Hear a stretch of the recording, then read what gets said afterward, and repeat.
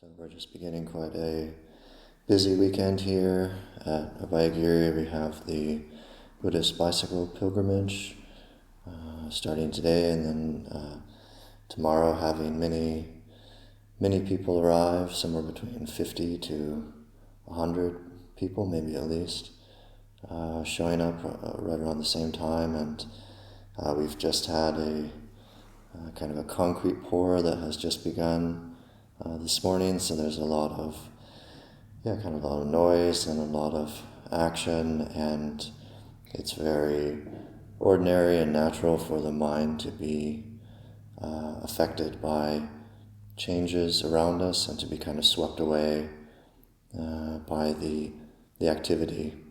And it's very much like dropping an object into a river. The object would just naturally be swept along with the river, and that's very much the nature of our mind when we don't practice meditation, is that our mind just tends to be swept along with our emotions.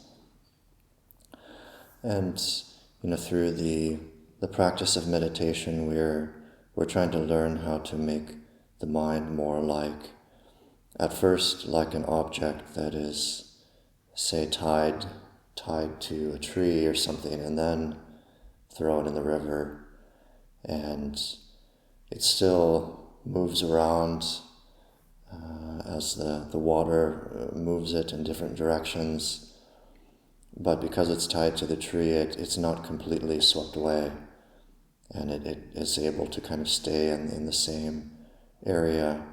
And through our practice of mindfulness, learning how to always be grounded in the body and learning how to use that mindfulness to create a sense of balance in the midst of our emotions, then we can start to make the mind become more like that object that is tied to something. The mind is still affected by our surroundings, and we're still affected by our emotions, but we're learning how to be less and less moved by them, or less and less swept away by them, so that we can have some kind of anchor, some kind of sense of stability in the midst of any kind of external activity.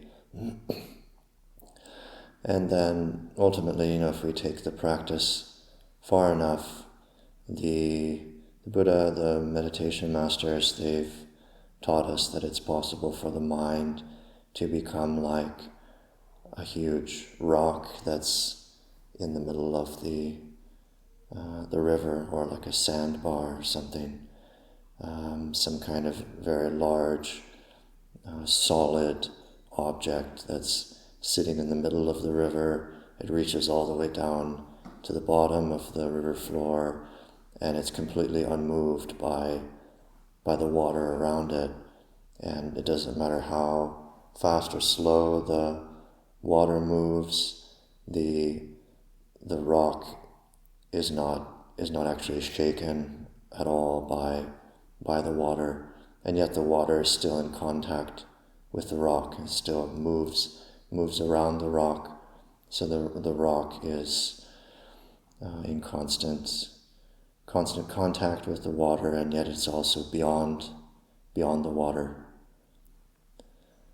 So this is the opportunity that we have coming to the practice to learn how to gradually make our mind more and more unshakable.